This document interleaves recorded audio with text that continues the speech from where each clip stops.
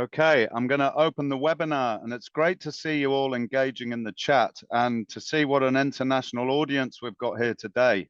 So we're really proud and excited to bring so many people together from all around the world who are all interested in the question, which is central to many teachers' minds: formative assessment, what works and what doesn't. And we're going to be taking a particular look and focus on teacher leadership. But I'm going to start with the housekeeping. So I know that many of you here know about Education International and who we are, but there are some of you who don't. So I'm going to introduce myself. I'm Martin Henry. I'm a research coordinator here at Education International, and we've been working on this teacher leadership and formative assessment project for a couple of years now. It's about a 3-year project with a year setup, a year implementation, and a year where we select the learnings from the various circles that we're involved with, and we turn them into a training module, which we're going to put online. So that will be explained a little bit further as I continue with my introduction. But to start with, Education International is a union of unions. So we're a selection of teacher unions from around the world. And if you're in the teacher union in your country, then you federate to Education International, and we represent those teachers' unions at various fora. We represent 32 million teachers from 179 countries with about 380 odd member organizations. So we are, in fact, a union of unions. And what we know is that education unions know more about what goes in the classroom than anyone else. And we believe that we have the best knowledge and the best understanding of how classroom practice works. We're about teachers, and this webinar is about teachers. We had a webinar a month ago, which was about the research and theoretical framework that this work sits firmly within. This webinar is going to focus on the actual teachers and the work that they do in the classroom. We will be led by, listen to, and remain in the hands of the teachers. And we're really interested and amazed about the work that goes on in classrooms all around the world. Selena, who is going to be facilitating the discussion of the panel, is from our Swiss Learning Circle. She's actually the youngest teacher from that circle. But what struck me about her, as you will hear in the podcast, if you go to our landing page, you will be able to find the podcast, should be up by Friday, and you will hear a discussion with Selena and Monica and our other Swiss colleagues around the questions that came up for that group. But as you will discover, is the way she made a PowerPoint sing in the hands of her students, and the way that innovation and our understanding of innovation and the use of teacher leadership can be shaped by experience. She'll be walking us through the panel today. But first, we ask the question, what do we mean by teacher leadership? David Frost, who is our keynote speaker and will be on after me, we have been working with David for a number of years here now at EI, and he's been an absolute world leader in thinking through and presenting the issue of non-positional teacher leadership. And for me, every teacher is a leader of learning, because as soon as you close the door, the teacher is leading the learning in the classroom.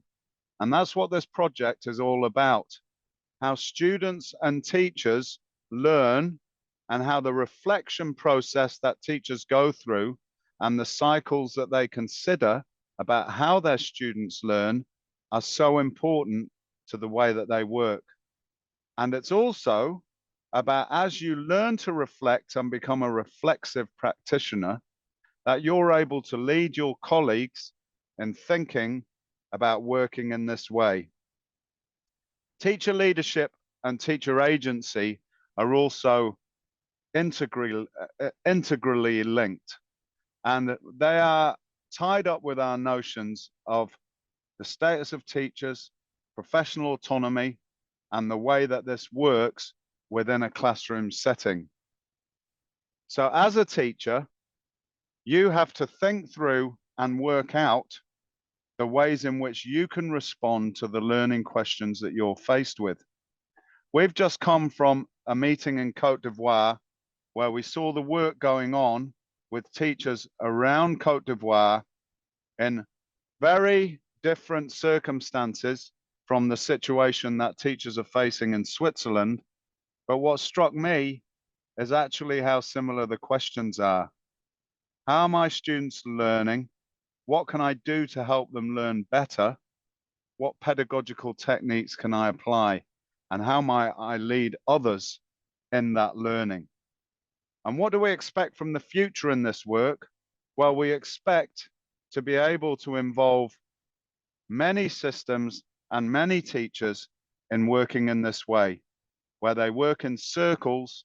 We've been working here in circles of 10 teachers with 2 facilitators per circle. And those facilitators guide and lead the teachers in asking the questions and supporting each other in solving their problems of practice. Without further ado, I'm going to pass to our first speaker today, David Frost, who is an old friend of Education International and who has been working in this area of mentoring teachers and ensuring teachers have an opportunity to lead for a long time. So without further ado, David, I'm going to pass to you. David Frost. Okay, hello everybody. David's going to talk in a second. I'm just part of the team, Julie Roberts, part of the Hearts Cam team and one of the co-directors. So just to introduce ourselves, so I was part of the beginning of this network. Oh, apologies. I was part of this network back in the infancy in 1999. So the Hearts Cam network is an independent charity that's led by teachers and school principals. It's been going for over 20 years, and it grew out of a unique partnership between Cambridge University and Hertfordshire Local Authority. And they set up a master's programme for practicing teachers with Cambridge University in terms of teaching and learning at a time when there wasn't a consistent, coherent language about how to talk about teaching and learning. And part of our discussion is about what does that look like in the classroom, or part of our master's programme was about that.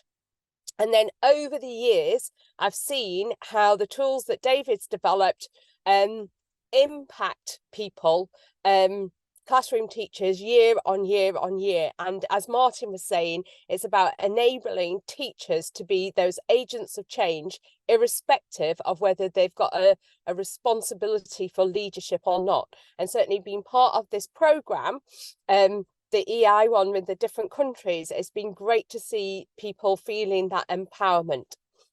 Here we've got the Hearts Cam Link facilitator team, and the key people here, as you can see through the list, everybody is a practicing teacher or has got experience in that, or in leadership as well. Now I'm going to hand over to David, who's going to talk you through more about the methodology.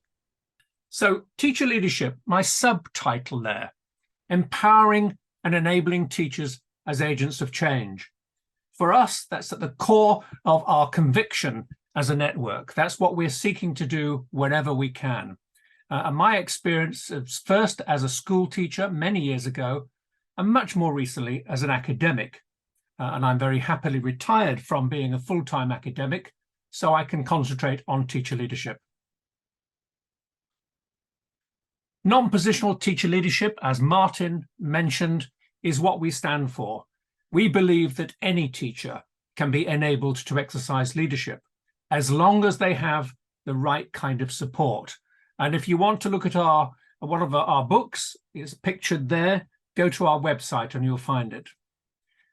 Some years ago, a colleague, John Bangs, who is part of the Education International team, and I did a little piece of research which led to a report for EI in which we identified a set of principles for policy. And I won't read all these because there isn't time, but let me just focus on the first one. Policy should provide opportunities for teachers to exercise leadership in the development and improvement of practice. And that's really at the heart of this project that we're talking about today. You might want to read the rest of this later on. So the methodology that we've developed over the years, and it really has been developing over many, many years, since 1989, in fact. We've used it in many places in the UK, but also in different countries in the Western Balkans, in Greece, in Portugal and Turkey, more recently, Egypt, Palestine, Morocco, and most successfully, I think, in Kazakhstan. And it's very nice to see colleagues from Kazakhstan present in the webinar today. We have a book out, the Teacher Leadership in Kazakhstan Initiative, which is available in Russian for those who can read in that language. It's key to think about what we mean by leadership. Martin said a few words there earlier on about teacher leadership, but it's crucial, I think, to consider what leadership really is, the practice of it, not just about having a role, having a title, but it's about being able to take the initiative, set the direction for something, manage the process of change, and influence colleagues. And I suggest that anybody can do that. They might need a little encouragement and extra support, but they can. So it's important that the teacher leadership part of it is important because change simply cannot happen without teachers. The teachers are the people who are at the center of things. They're the only ones that can make a difference. It's their values, their understanding, their skills that make a difference to classroom practice. And of course, it's only the teachers that understand their particular context, their classrooms, their schools. They are the ones who understand what can be done on how it should be done and adapted to their circumstance. So policymakers sometimes think that they can change things, but they can't. There is no switch they can flip to change practice from this to that, because practice has to be developed. That is to say, you start with a problem, a concern. You might know something about what can make a difference. For example, formative assessment practice. You study it. You take a few steps.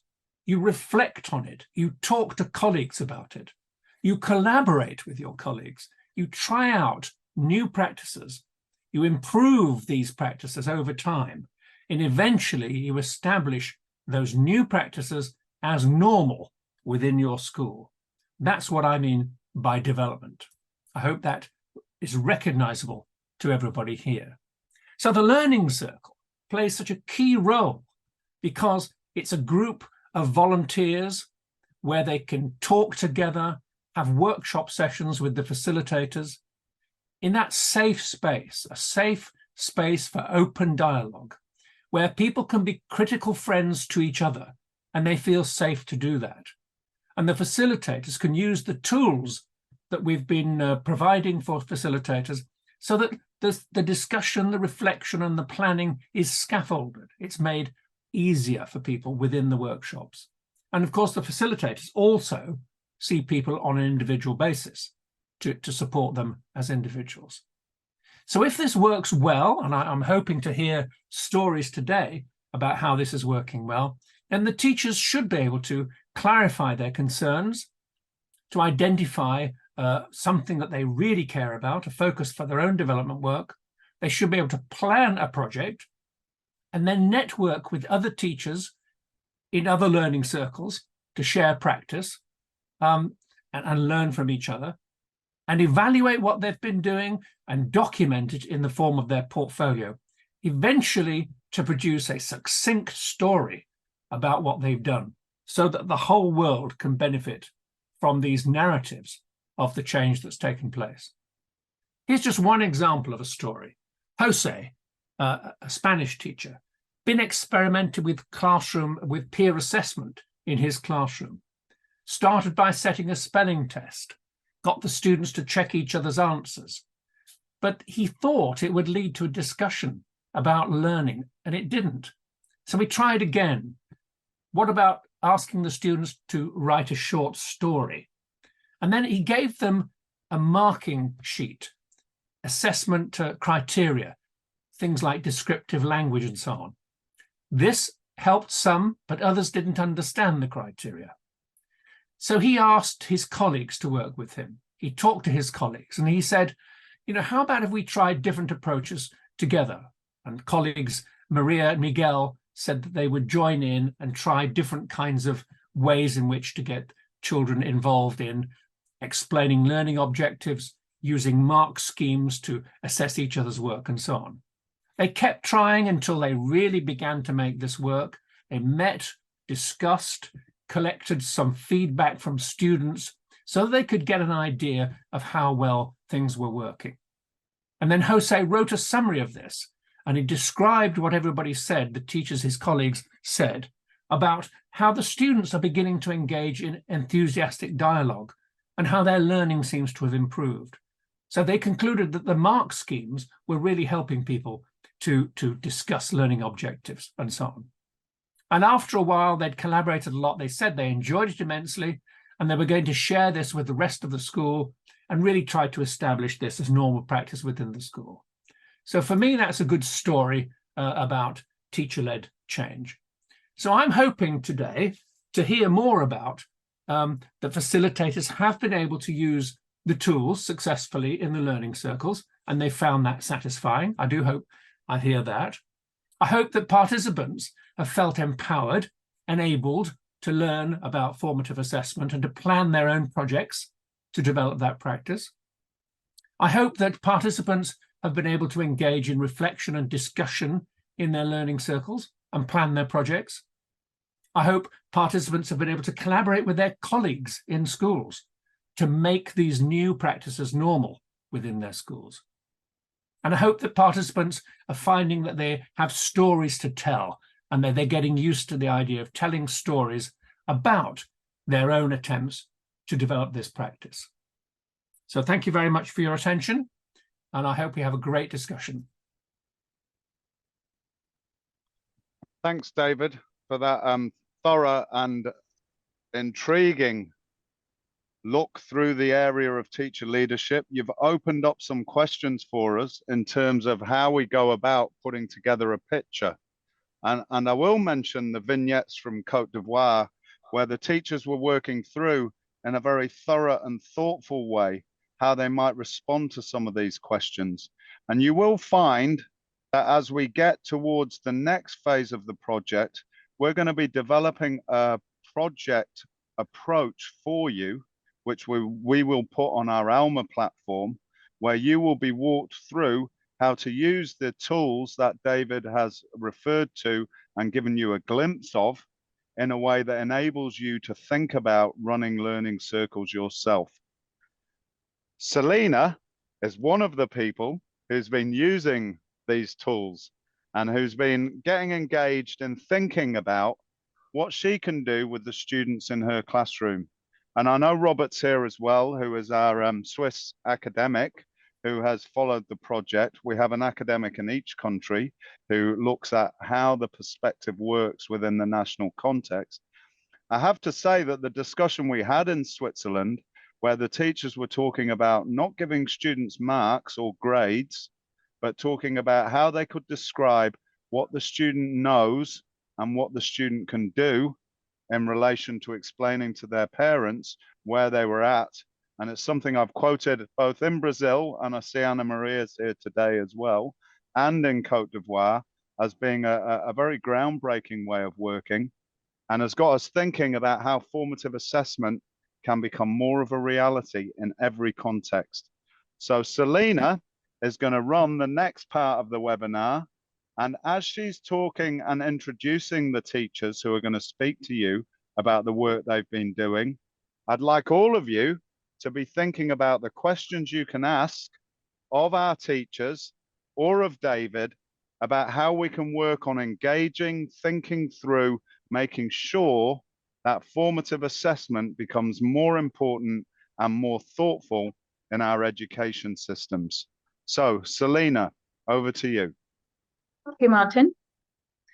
Mrs., I like coming to your classes. In every task I do, you always see the things I actually can do, despite my physical impairment and my difficulties in learning. That makes me feel so good, and I start seeing myself like that more and more.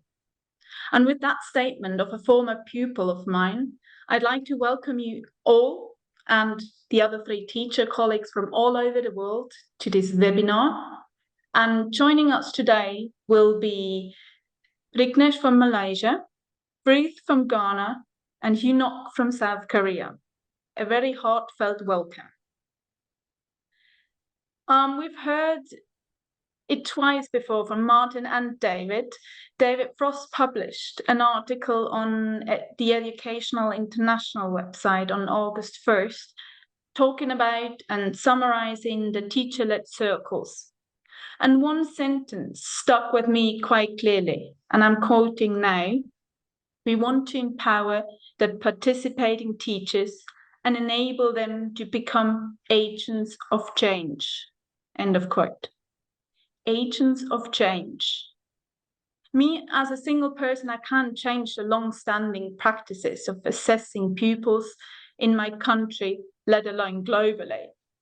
But we teachers can be all agents of change and start in our classrooms, then get more people from our school, from our village, town on board, and try and spread and encourage change in assessing pupils and students. With a heart full of pride for my former pupil that I mentioned just earlier, I believe that my formative assessing practices have had a somewhat changing character. And with that, I am now talking about promising practices that I have been using in my classroom. I can group my assessing practices in 3 categories: kids assessing kids, kids assessing themselves, and me as a teacher assessing my kids.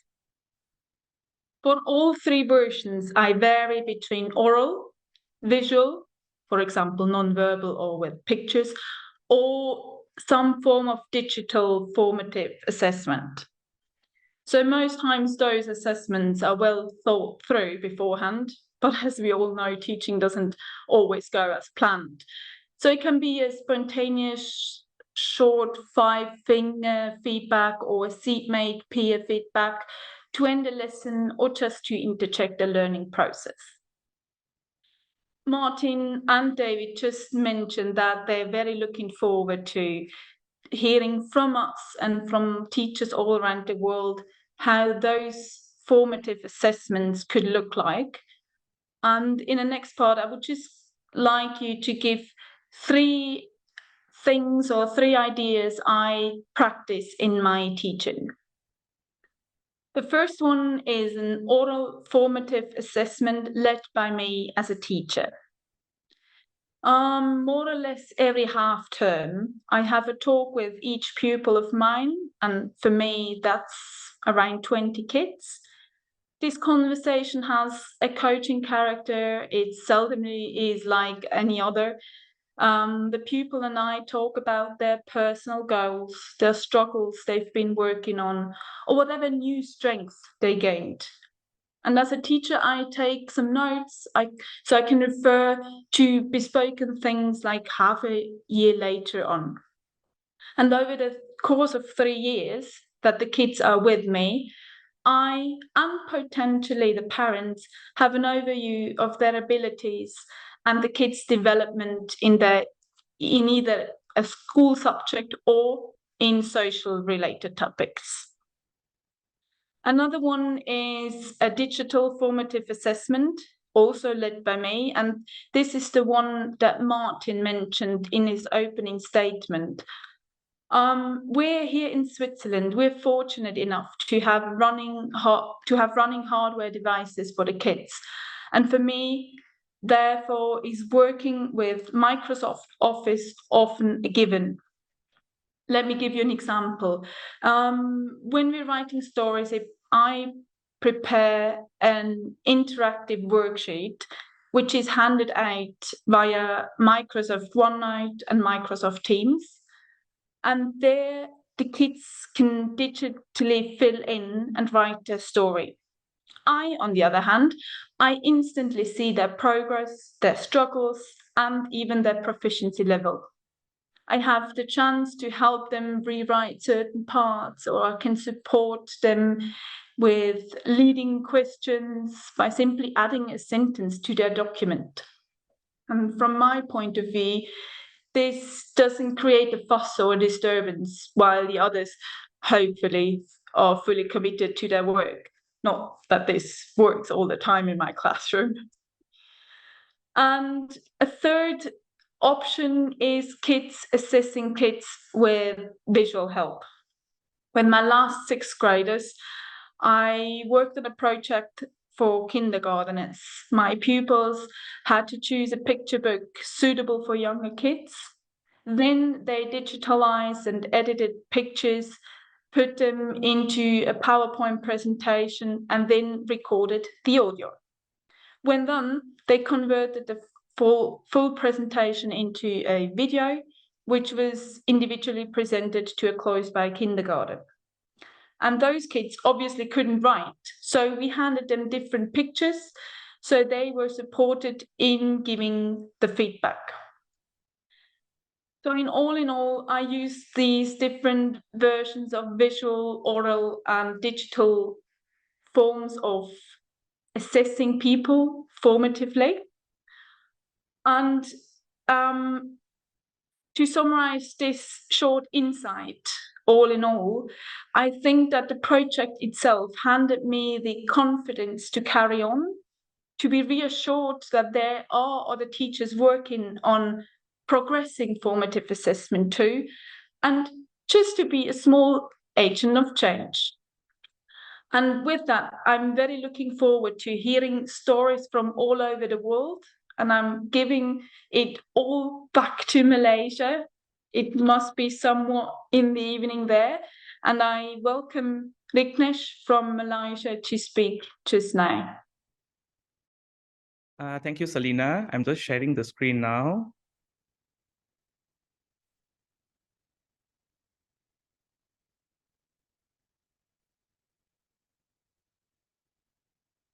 Okay, thank you, Selina. And also thank you, EI, for this opportunity.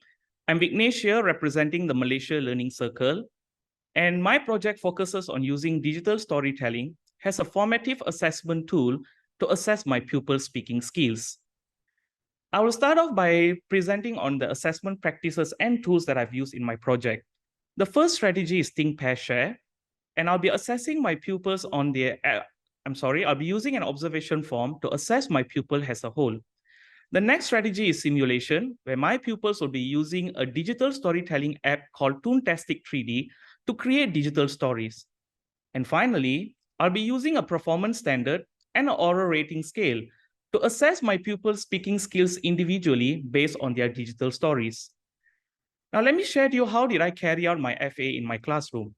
The first step is familiarizing my students with every assessment strategy and the tool used, especially the usage of the Toontastic 3D app.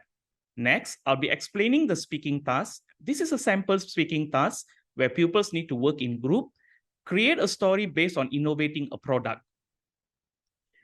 The next step is creating stage. Now, this is where my students work together in group to create their digital stories. They'll be sharing and also helping one another. This is where Think, Pair, Share occurs. And not only I'm assessing my pupils in groups, I'm also gaining feedbacks on pupils' learning needs. Now, let me give you some few examples. If you look at the sample remarks here, my pupils in group 1, all of them were able to interact actively. They were able to voice out their opinion confidently too. Whereas my pupils in group 2 were quite weak and they require constant assistance and feedback from me. It was a bit time consuming too. So all these feedbacks and input helped me as an educator to improve on my action plan and also my assessment strategy, which can cater the learning needs of every pupil in my classroom. The final step is analyzing stage. Now, this is where I'll assess my pupils' speaking skills individually and provide feedbacks to them. If you look at this stage, not only am I providing feedbacks to my pupils, they are also self-assessing themselves. The digital story here plays an important role. it is able to let pupils to see and also learn, give them a vivid picture and understanding on the speaking aspect that they need to improve in the upcoming speaking lesson. It actually acts as an indirect feedback giver, and it plays a very important role and tools in our assessment stage. Now, this is a sample feedback I've given them based on the performance standard. As you can see, I've rated the student band 4, stating that she was able to clearly speak of her idea, yet she still needs to be more confident when she's speaking. If you look at the performance standard, not much feedback is given on pupils' speaking skills. So that is why I've decided to use an oral rating scale. In this way, I'm able to provide an in-depth feedback on every aspect of pupils' speaking skills, such as pronunciation, fluency, and comprehension. Let us look at one aspect of the speaking skill, such as pronunciation. I'll be able to show the pupils that I understand what the pupils try to say, but she was having some pronunciation problem. This is where the digital stories come in. Since I have the evidence, I'll be able to show the student the part that they need to improve in the next lesson. Now, all this feedback is sufficient for elementary students to improve and develop on their speaking skills. So how has this project helped me to use my leadership skill to develop promising FA practice in my classroom? There are 6 main points that I wish to state here. Number 1, an opportunity for my student to self-assess themselves. Number 2, I'll be able to facilitate learning and assess my student based on the specific topic and perspective which I want. Number 3, I can use suitable checklists and rubrics which suits my student and provide them with meaningful self-reflection and feedback. Number 4, I'll be able to create a meaningful learning experience for all my passive learners and also my active learners. Number 5, not only I'm helping pupils to improve on their speaking skill, I'm enhancing my own teaching repertoire. And finally, which is the most important part, is I'll be able to create an environment where people feel safe, comfortable, and also working together to complete the task and also to improve themselves. So that's all from me, Selina. Thank you. Thank you, Vignesh. It's very nice to see that you actually work very similar to as I do in Switzerland, and you still being so far away from where I live, or the other way around. Can you tell me something about, you mentioned some parts are quite time consuming, and I find this is the point where other teachers struggle to get themselves into it or just take the leap and try something. How did teachers in your school react to that, what you just said, when you presented your idea? How did they react? Okay, Selina. In Malaysia, pupils are actually not allowed to bring their mobile device to school.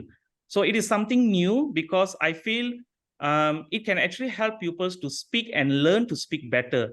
So it does take time. I need to show them, I need to provide them the evidence that it can be done. When usually teachers will give up because it's consuming a lot of time. So what I will portray to them that is you can actually carry it out slowly. You can actually adapt your action plan, and students learn quickly. Nowadays, students, when you ask them to do anything about technology, they can learn quickly. So usually during the familiarization stage, it will take a lot of time. But as time goes on, it won't be a problem. Like for my class, within 30 minutes, they can create the digital stories. The other actually. So the other teachers like that? Yeah, I did involve the other teachers, showing them how to carry out the stage. But as usual, we need to push them a bit because it's a bit of stepping off their comfort zone away from the conventional method, because it involves technology and it does take time if you want to familiarize everyone with this method. Thank you very much for your answer. Now we're moving to another continent. Okay, so let's hear from Hainak first. She's from South Korea, a bit closer to Malaysia then. Happy to hear your thoughts on formative assessment. Can I start? Okay. Hello, my name is Hyunho Go, but I will speak in Korean from now on. 안녕하세요. 저는 이번 프로젝트에서 let me show you my PowerPoint. Okay, good. Okay. 안녕하세요. 저는 이번 프로젝트에서 전라북도 지역 발표자로 참가한 퍼실러테이터 오현욱입니다. 오늘 웨비나는 프로젝트에 참가한 선생님들의 형성평가 실제 경험을 나누는 자리로 알고 있습니다. 하지만 안타깝게도 저는 참여자가 아니라 퍼실러테이터입니다. 한국에도 이 자리에서 발표하실 훌륭한 선생님들이 많지만 여러 가지 개인적인 사정들이 있으셔서 오늘은 제가 발표를 하게 되었습니다. 오늘 발표할 내용은 우리 지역의 선생님들께서 실행한 형성평가에 대한 내용을 간접적으로나마 전할 것이며 이번 프로젝트를 진행하면서 느꼈던 이 프로젝트의 장점과 단점에 대해서 말씀드리려고 합니다. 발표에 앞서 오늘 저의 발표는 오롯이 저와 제가 속한 지역에 대한 이야기며 한국의 다른 지역은 저와 다른 생각을 가질 수 있음을 밝혀드립니다.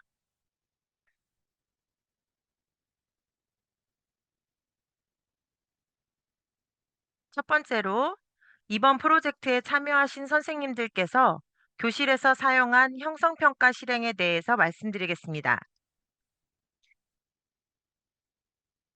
저희 전북팀에서는 형성평가 방법으로 자기평가, 포트폴리오, 수업 후 한두 문장으로 요약하기, 출구 패스 사용하기, 퀴즈 등이 있었습니다. 각각의 방법은 워크숍을 진행하면서 시행착오를 거치고 서로 경험을 나누면서 발전했습니다. 예를 하나 들어드리겠습니다. 한 참가자 선생님은 수학 수업에서 형성평가로 퀴즈를 풀 때마다 학생들의 수준 차이가 고민이셨습니다. 아이들의 학습 정도를 확인하기 위해 퀴즈를 내면 어떤 아이는 빨리 풀고 어떤 아이는 주어진 시간 내에 풀지 못하는 거죠. 선생님이 문제를 풀지 못하는 아이에게 설명을 하는 동안 빨리 푼 아이들은 교실에서 계속 떠들고 장난을 쳤습니다. 이 문제를 해결하기 위해 선생님께서는 이미 학습 목표에 도달한 학생들에게 추가로 심화 활동을 준비해서 그 학생들의 수학 능력을 강화하였고 부족한 학생들에게는 개별적으로 피드백을 주는 시간을 확보했습니다.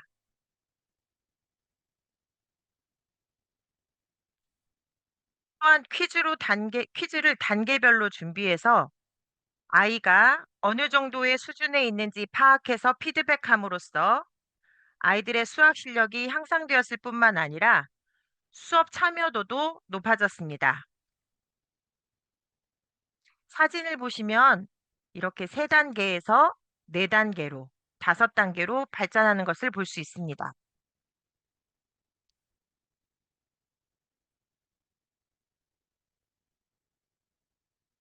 우리 팀에는 비슷한 형성평가 방법을 사용하는 분들이 계신데 자기평가의 방법의 하나인 수업 후 한 문장 쓰기입니다.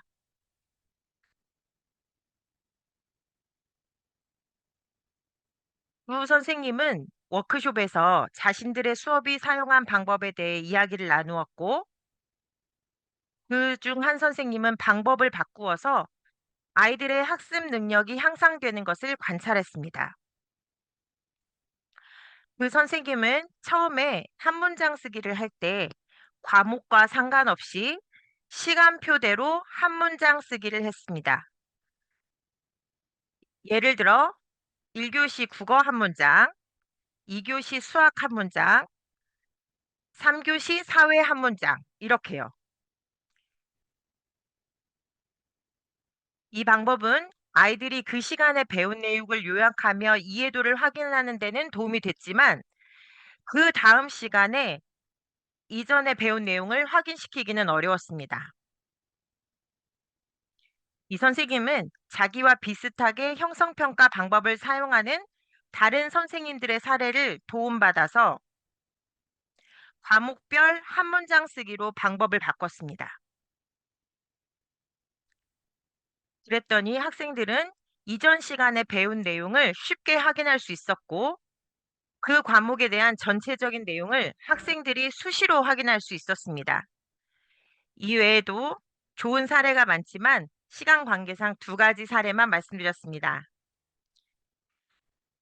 이렇게 우리는 각자의 교실에서 형성평가를 실행하였고 함께 모여서 고민을 나누고 성장하고 있습니다. 다음은 이번 프로젝트의 장점과 단점에 대해 말씀드리겠습니다. 이번 프로젝트를 진행하면서 우리 지역 참가자 선생님들은 한국에서 일반적으로 진행하는 평가 프로젝트와 많이 다르다는 이야기를 나눴습니다. 한국에서 진행되는 프로젝트는 대부분 빠른 시간 내에 진행되며 회기나 평가지 같은 결과물을 만들어내야 한다는 압박감이 있습니다.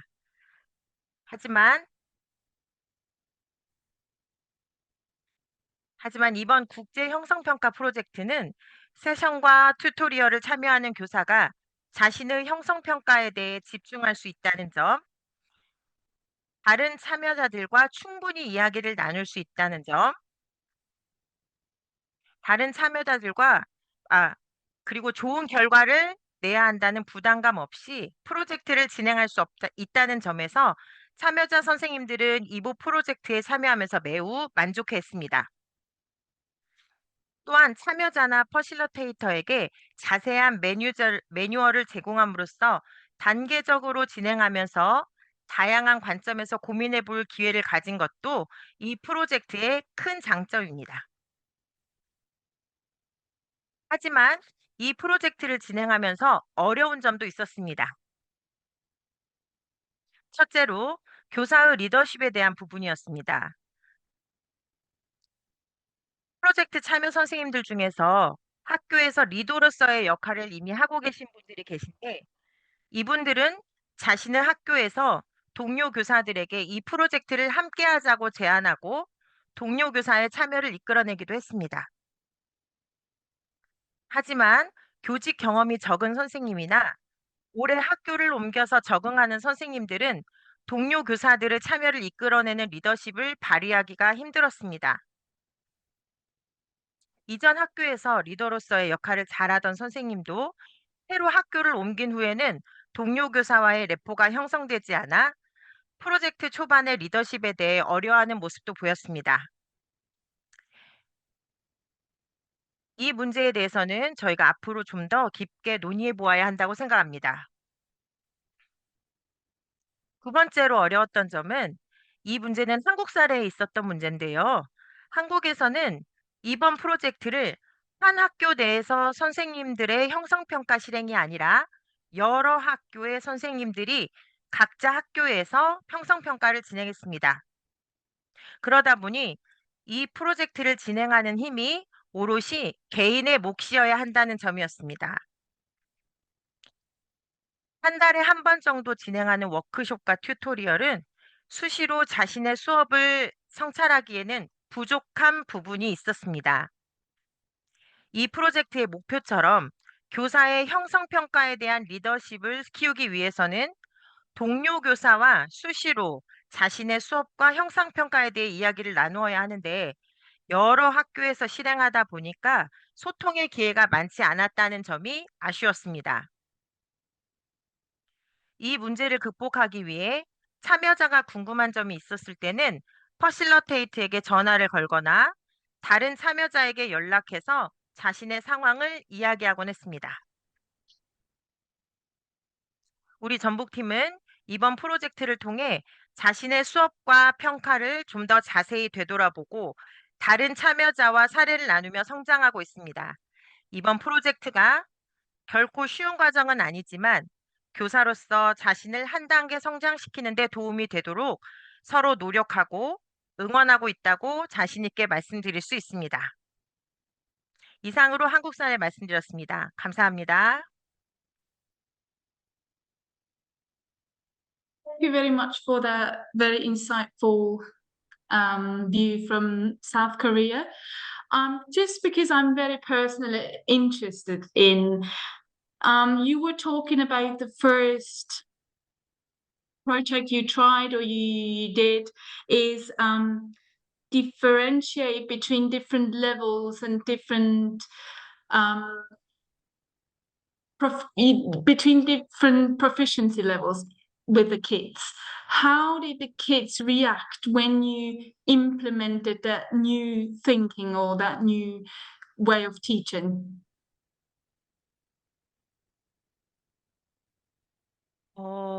제가 그 선생님은 아니기 때문에 제가 전달만 해드리겠습니다.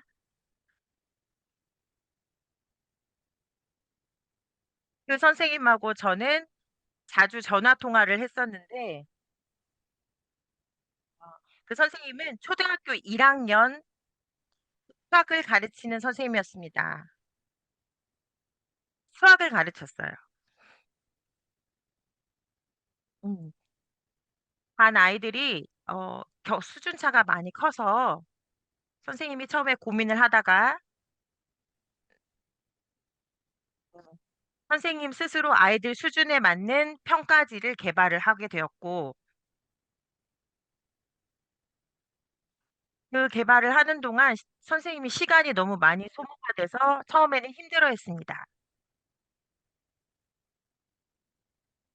하지만 시간이 지나면서 아이들도 이 시스템에 적응을 하였고, 선생님도 가르치는 방법이 향상이 되면서 지금은 아이들의 수학 실력이 많이 향상되었다고 이 방법에 대해서 굉장히 만족하고 계십니다. Thank you. And Martin, do you know whether we got Ruth back or not? I believe Ruth is back online. If we could give her a chance, Selena, hopefully the Wi-Fi is okay. So, hi Ruth, welcome back. We would love to hear from your point of view from the continent of Africa, from Ghana, what you found interesting and what you've learned in this project so far. All right. So formative assessment practices focus on understanding student progress and the learning needs during the learning process. So examples of some of the formative practices that I use in the classroom are observation, questioning, classroom discussion, and many more.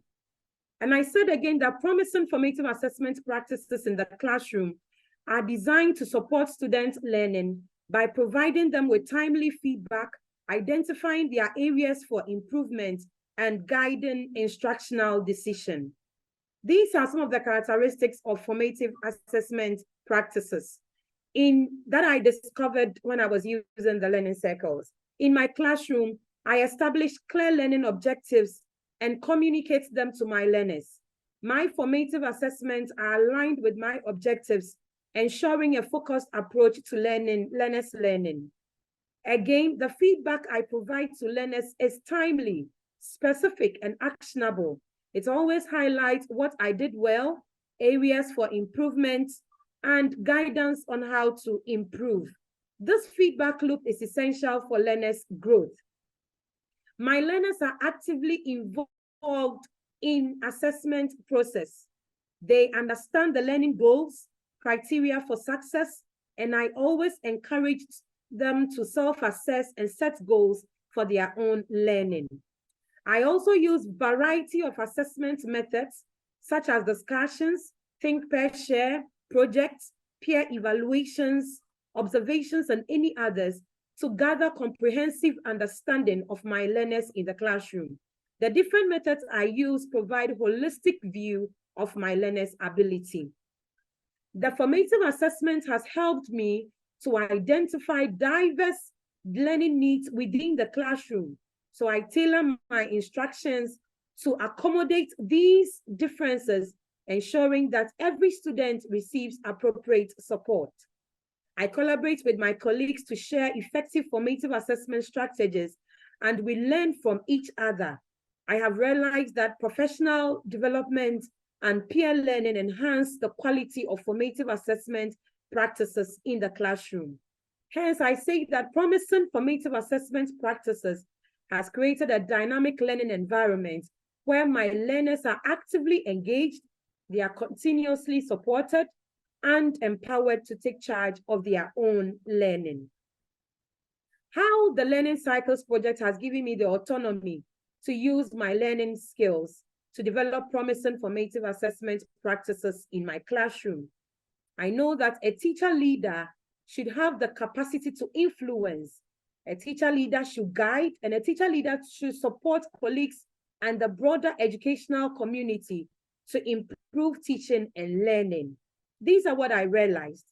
Through this, I established regular feedback loops with students, providing them with constructive feedback based on formative assessment. I also encourage self-assessment and goal setting to promote a growth mindset. I have introduced innovative assessment tools and techniques, such as the digital reading apps or interactive quizzes that are tailored to the needs of the struggling readers. My experimentation with new methods has yielded valuable insights. I have also implemented different systems to track the students' progress over time. I regularly assess and adjust interventions based on the formative assessment results, ensuring a dynamic and responsive approach to teaching. I constantly engage parents by sharing assessment results and strategies to support their children's reading and development. I also provide resources and guidance for home-based interventions. In conclusion, I would say that teacher leadership for formative assessment involves educators taking an active role in shaping assessment practices within their schools and the classroom. It means teachers not only use formative assessment effectively, but also collaborate with colleagues to enhance the overall assessment culture. In essence, teacher leadership assessment promotes a culture of continuous improvement, which assessments are seen as valuable tools for enhancing teaching and learning rather than mere evaluation. Thank you, Medasi. Thank you very much, Ruth. I keep on thinking about you talking about self-assessment and all the things you just shared with us. My question for you is, do you find your students to be less competitive or less comparing to each other with your formative assessment strategies? Can you please come again, please? I can see that my students are quite competitive when I somewhat normally assess them. With formative assessment, I wonder whether you can see somewhat a less competitive or less comparing environment in your classroom. Okay, all right. So with the use of the formative assessments, there is I don't see less competitive. It's more, it's working more. All the children are trying, they are coming up with their best. And so it's not less competitive, it's rather more, yes, because they always struggle to come up. Okay, well, let's do then. I'm happy to read questions you have in the chat or try to direct those questions you have to whoever they belong to. So feel free to speak or write. Hola, hola Martín, hola Celina, mucho Hola. gusto saludarlos a todos. Me parece extraordinario, como dice Celina, que aún estando en lugares tan diversos como Suiza, Malasia, Ghana, tenemos muchas coincidencias en cómo se evalúa cuando se hace de manera formativa por rúbricas, en observaciones, los diarios de clase. En México ahora se está instrumentando a través de una nueva política educativa que los maestros hagan este tipo de evaluación formativa en todos los niveles educativos en los que tenemos. La pregunta concreta para Celina y para David es cómo promover el liderazgo entre los docentes en estos círculos de aprendizaje. Acá los maestros en las escuelas les llamamos consejos técnicos y se hacen una vez por mes. Pero ¿cómo promover, Celina y David, cómo promover el liderazgo entre los docentes para que se puedan compartir esas experiencias de evaluación? Porque no es algo que comúnmente se realizaba en la escuela, es decir, se hacían más exámenes, más preguntas y no tanto la evaluación formativa. Hoy, al ser una política educativa, tiene que implementarse. ¿Cómo promovieron ustedes el liderazgo entre los docentes o entre los mismos alumnos para promover la evaluación formativa? Gracias.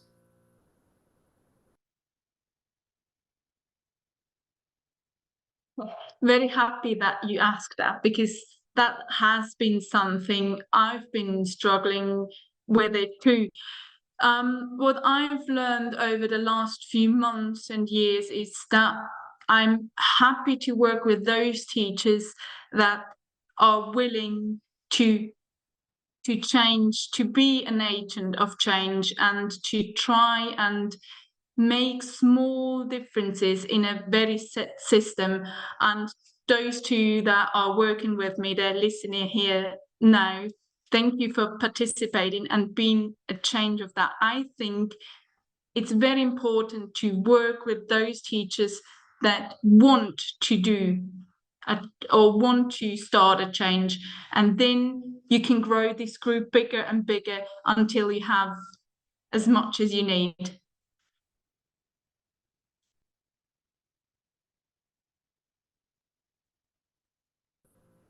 Martin, do you want to add something, or is Juana the next one who can ask a question?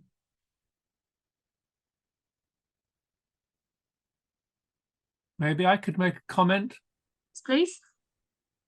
I find the question from George very interesting.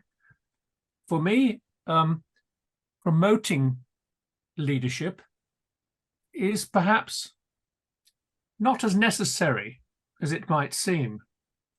Within the learning circle, I think the activities encourage teachers to reflect and to discuss, to have conversations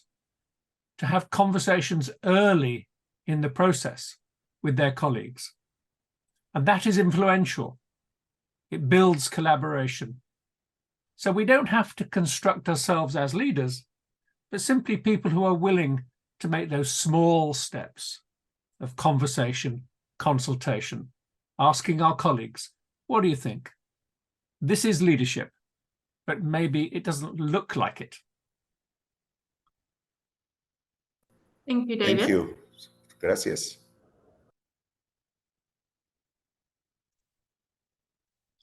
So, Juana, you might be the next one who's got a hand raised. Sí, muchas gracias.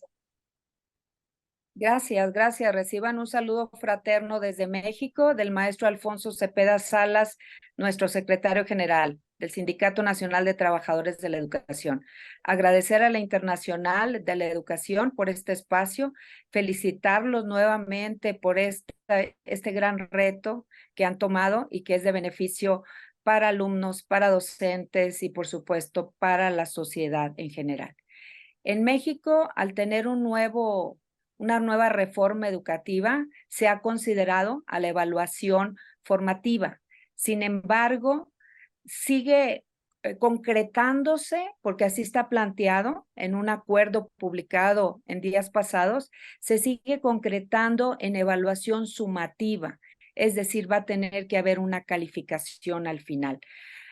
Contextualizando, en nuestro país es muy grande, la diversidad cultural, la diversidad étnica es bastante amplia, entonces se vuelve un reto para el docente al tener una gran cantidad de alumnos, estamos hablando entre 30, 40 o más alumnos por grupo, con varios grupos, entonces este tipo de evaluación realmente es un desafío.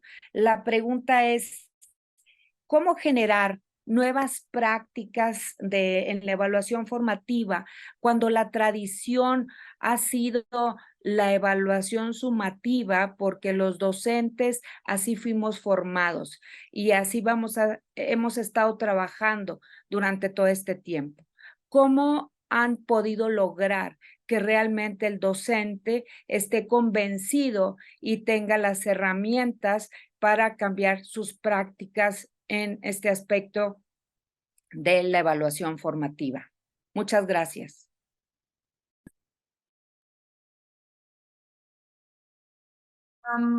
I would like to hand over this question to either Martin or David. You've got an overview from different countries, and just to summarize it briefly for her, if you want to, I can add something from Switzerland, but you might have some more insight to that. Thanks, Selena. I appreciate it. And thanks, Juana. It's an interesting question. And we have to position assessment within every culture according to the choices that are being made. Ultimately, we've made the steps into formative assessment because we felt that summative assessment is being used in too much of a controlling way in many systems.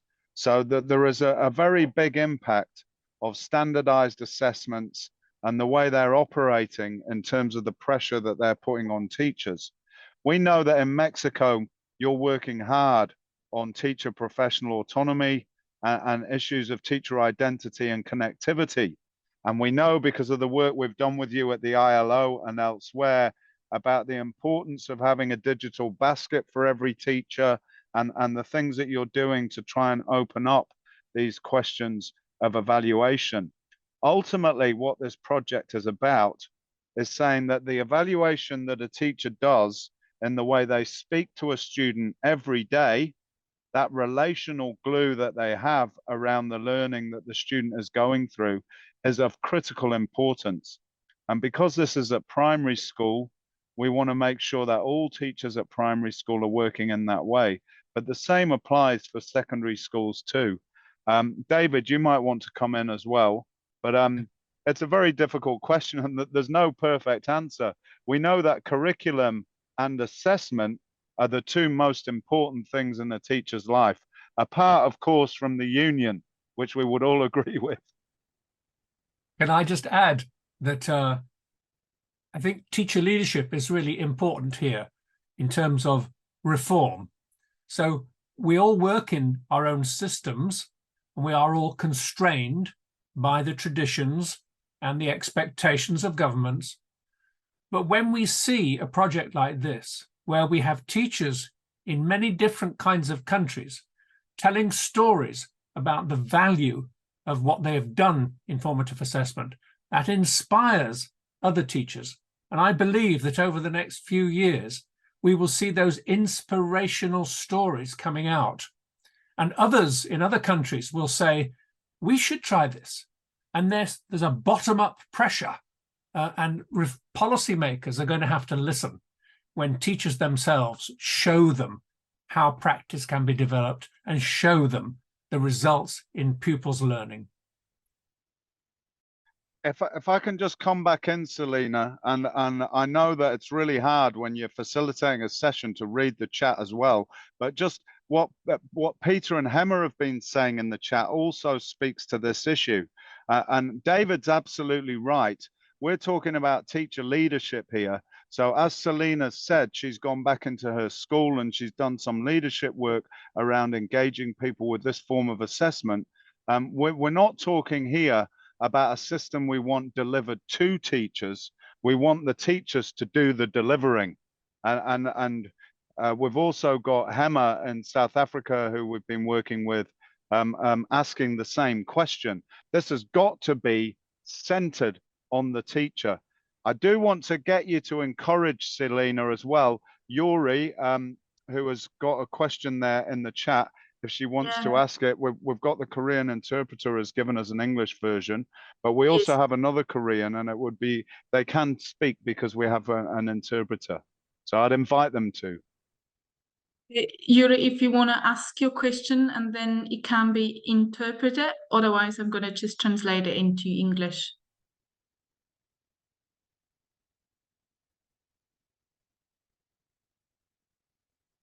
All right. I can't hear anything. The question, oh, I think, yeah. 안녕하세요. 저는 한국의 제주도에 사는 교사 김유리라고 하는데요.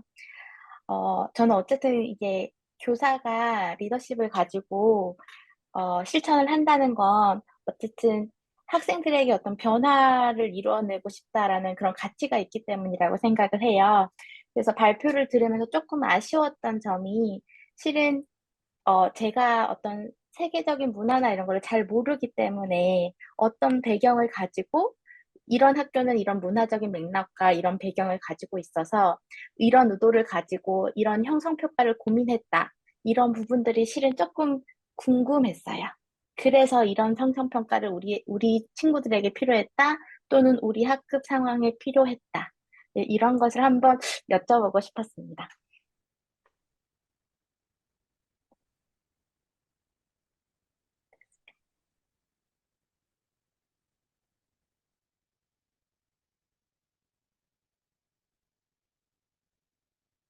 Do you want to go first? Yeah, I can chip in. And I can see these questions coming at you, Selena. Like, not everybody here plays cricket, but it's like a very fast ball going towards your head, as John Bangs would say. And ultimately, I think it's a really important question that we need to be clear that how a teacher works in response to their students is at the center of the work we're doing here. And ultimately, we're looking to measure evaluation in terms of our understanding of student learning, as opposed to against other rubrics. And I know the situation in Korea, you have a lot of evaluation. So we're not trying to add more evaluation to a system that already is heavy with evaluation. We're actually trying to make some space for you to be able to focus on the evaluation, which is really important. That's the conversation with the student about where they're at, not the tool you've got from the local authority or from the government that says every student must be at this level. And it was really interesting because in Brazil, the teachers there were talking about the impact of COVID and students coming out of COVID where they had really low literacy and numeracy, the same problem in Cote d'Ivoire, and actually needing to work in a different way in order to lift the students up. And I think that we've all got to be realistic about where our students are. I've said enough. And just to give you some context, obviously I can just speak for myself and some part of Switzerland. I work with 20 kids. I teach them for 3 years in every subject. So they're with me 5 days a week, morning and afternoon. So I still see them more than, sometimes I see them more than their parents actually. And I've got just plenty of time to assess them and talk to them. And I know that there are school systems where you can see your kids or your pupils maybe 1, 2, 3 lessons a week. And that's a completely different setting then. So I advise you to find some form of formative assessment that just works for you, for your school, for your kids, and maybe some teachers as well. Because comparing maybe your system from South Korea to Switzerland to Mexico, that's just not possible. Because in Switzerland, just giving a context, just 8 million people, we've got 26 different states and none works the same as the other one, and we're just 8 million people. So don't be too harsh on yourself and try to compare yourself and your formative assessment to different schools, to different countries. Find your way and then you'll make it work.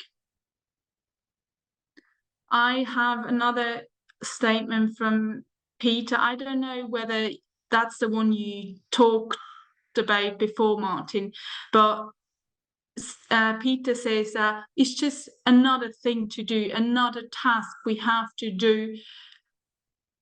I find if you trust yourself a bit more as a teacher and you find your systems that is not just ticking a box and trying to make formative assessment on paper, if you trust your guts a bit more, then you find, or you can see that that's what we're doing all day long.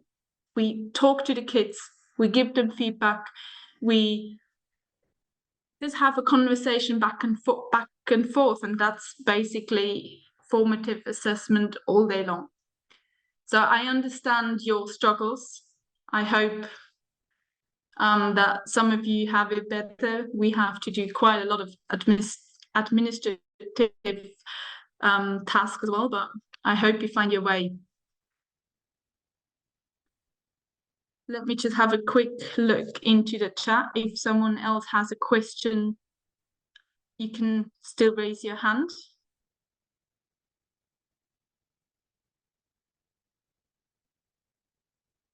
Yeah, I've got a statement in the chat.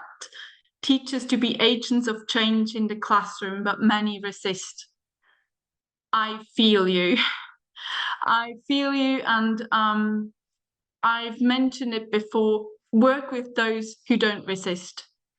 And if you're more teachers that don't resist, and you can grow your group of those teachers who think alike, who knows? We're not going to change a system in a year or two, but maybe next generation, we'll see.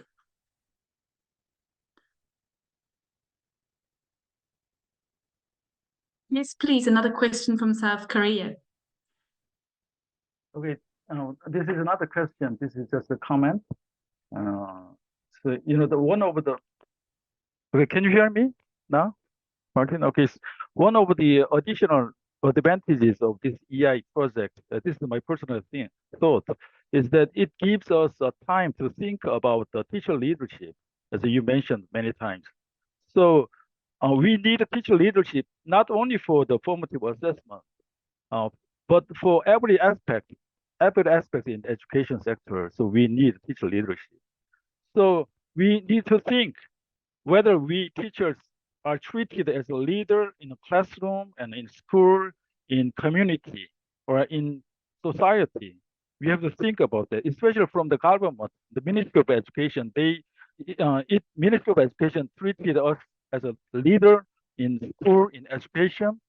Unfortunately, from my 25 years of teaching experience, the government, they didn't treat us as a leader, just that they try to control. So they try to silence the teacher's voice. That's why we need unity.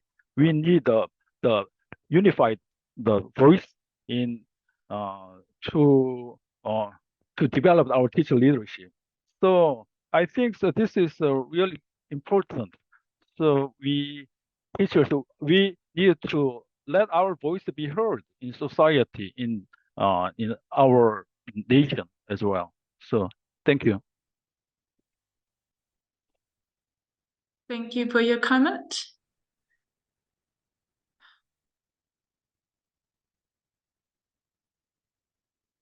I'm not fully up to date what's going on in the chat. Maybe, Martin, you can help me. Is there another question I have missed? Yeah, Joel has his hand up. Yeah. Joel, we need to close now. So if you can be brief, we'll make this the final question. So Joel, over to you.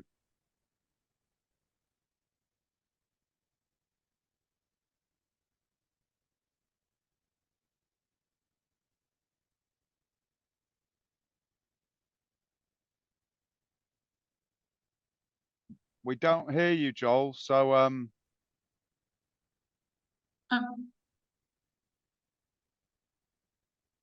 okay, Selena, you can wrap up now because we're in the final minutes. Okay. Well, I think we could go on for hours and hours. We could talk for about so many things from all the countries, but I very much appreciate all of your questions, all of your insights, and who knows, maybe we talk again soon. Maybe we can collaborate in some form or another, and I'm happy to have held this webinar and to have had all your questions. And thank you, Martin and David, for this opportunity. I wish you all a very nice evening, afternoon, morning, wherever you are, and keep on doing your good work. And we'd like to thank you, Selena, who is new to the international scene. And I think she's done a fantastic job of leading us through these questions and this way of thinking. You've really opened our mind to some of the issues that are going on in classrooms. And if I think about kids assessing kids, kids assessing themselves, and me assessing the kids, I'm going to have that triptych in my head now. And from all of you, the things that you've talked about that bring the classroom in to the work that we do, it's of absolute critical importance. So I'd like to thank you all for your participation from Education International, for your involvement, and for the work of our unions in making sure that they bring this work to life. And I'd like to thank David and his team, who've provided expert guidance in the world of teacher leadership. And I'd ask you all to watch out for the podcasts, which are coming at the end of this week. You'll be able to hear me and Selena and Robert and others chewing over some of these issues, as well as our first ever Portuguese podcast. And we will be making a Korean one when we get to Korea as well. So you can expect to see some of our Korean teachers who are on this webinar having another go to actually explore some of these questions. I think that the quality of the speakers, I just want to finish on. The speakers we've had here, Selena was leading the line and did so with absolute gusto. We saw from Vignesh a very clear portrait of what's happening in Malaysia, and he opened up some questions for us, which I have rattling around my brain. And I would encourage any of you involved in teacher leadership who want to write a blog to get in touch with us, with me or with our owner. You can get our email addresses via the email contact that you have. I'd like to thank Ruth for persevering and giving us a very clear breakdown of what is happening in Ghana and how she's been able to use assessment forms in a different way. And I'd like to thank Hyunok for opening up some really important questions about the way that assessment works within a context of many assessments. And I do want to mention the very difficult time they've had in Korea with teachers being under a lot of pressure recently, and for the important support that they've got from their unions and the work they've done around this. And thanks to all of you for coming along and for taking part and for being such active participants. So thanks very much, and we will see you the next time. Thank you.